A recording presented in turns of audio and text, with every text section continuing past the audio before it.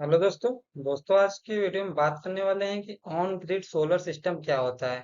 मतलब बात करें जो सोलर सिस्टम होता है, सोलर सिस्टम को हम तीन भागों में डिवाइड किया गया है। जैसे कि जानते हैं कि आज की जनरेशन में सोलर सिस्टम को काफी ज्यादा यूज किया जाता है। मतलब हर जगह देखा जाए तो सोलर का ही यूज किया जाता है। मतलब अगर आप जॉब के मामले में देखें तो आपको सोलर सोलर के सेक्टर में बहुत ज्यादा वैकेंसी वगैरह निकलती है, जो वहां भी आपको ये सब क्वेश्चन इंपॉर्टेंट रख सकता है। जब बात कर लेते हैं जो सोलर सिस्टम होता है, वो हमारे पास तीन टाइप के सोलर सिस्टम यूज किया जाता है।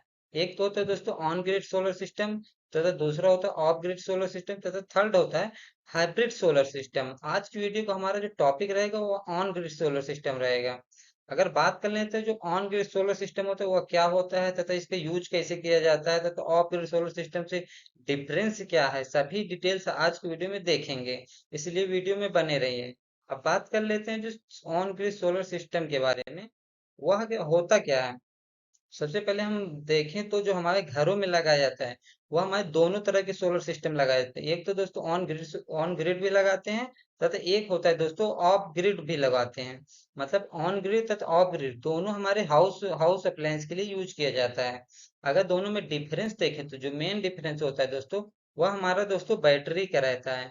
मतलब जो जो ऑफ ग्रिड का रहता है दोस्तों, ऑफ ग्रिड में यह होता है दोस्तों कि उसमें हम बैटरी का यूज किया जाता है, जबकि ऑन ग्रिड सोलर सिस्टम में इसमें कोई भी बैटरी का यूज नहीं किया जाता है। तथा इसमें यह भी रहता है दोस्तों। चलिए ऑन ग्रिड सोलर सिस्टम के बारे में देखें, इसकी क्या क्या स्ट्रक्चर रहती है। अब जैसे कि देख सकते हैं इमेज में, ऑन ग्रिड सोलर एक तो हमारा सोलर पैनल लगे होते हैं। सोलर पैनल के अलावा हमारा दोस्तों सोलर इन्वर्टर लगा होता है, एक नेट मीटर लगा होता है। नेट मीटर लगा होता है। अब बात कर लेते हैं जो ऑन ग्रिड सोलर सिस्टम होता है, वो हमारा डायरेक्ट ग्रिड से कनेक्टेड रहता है। मतलब जो हमारा ग्रिड होता है, जहां से हमारा इलेक्ट्रिसिटी सप्लाई आते हैं, वहां से हम सोलर को कनेक्ट करते हैं। उसको कनेक्ट करने के लिए हमारा दोस्तों एक नेट मीटर का यूज करके उसको हम कनेक्ट किया जाता है। अब बात कर लेते हैं दोस्तों जो सोलर पैनल होते हैं, सोलर पैनल से हम जैसे कि जानते हैं जब हमारा सन की लाइट पड़ती है तो हमारा डीसी सप्लाई जनरेट होगा। डीसी सप्लाई जनरेट होने के बाद दोस्तों हम उसे सोलर इन्वर्टर में भेजते हैं। जैसे उसे सोलर इन्वर्टर में भेजते हैं, सोलर इन्वर्टर का काम क्या होता है, जो हमारा डीसी सप्लाई बनती है, मतलब जो सोलर पैनल के थ्रू डीसी सप्लाई बनी है, उसको हम एसी सप्लाई में पहले कन्वर्ट कर लेते हैं। एसी सप्लाई में कन्वर्ट करने के बाद उसको एक तो हम इसको डायरेक्ट घरों में यूज कर सकते हैं, एक तो घर में यूज कर सकते हैं। दूसरा यह होता है कि वो हमारे नेट मीटर के थ्रू हमारे ग्रिड को भी जाता है। मतलब जैसे कि हम अगर एग्जांपल के तौर पे ले लें कि हमारे मान लीजिए हमारे पास 10 किलोवाट का सोलर पैनल लगाए हैं, मतलब 10 किलोवाट पावर का सोलर पैनल लगाया, जबकि हमारे घर का लोड है दोस्तों 5 किलोवाट। 5 किलोवाट हमारे घर का लोड रहता है।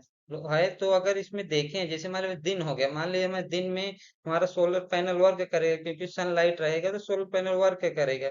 अगर 10 किलोवाट हमारा पावर जनरेट कर रहा है, तो हमारा अगर होम में या डायरेक्ट घरों में हमारा 5 किलोवाट गया है, तो जो 5 किलोवाट रहेगा दोस्तों, वो हमारा जो नेट मीटर के थ्रू हमारे ग्रिड को जाएगा। मतलब यह जो 5 किलोवाट हमारा सेविंग हो रहा है, हम उस ग्रिड को सप्लाई दे सकते हैं। मतलब एक शब्द से बोल सकते हैं कि हम ग्रिड को जो हमारा इलेक्ट्रिसिटी बेच सकते हैं।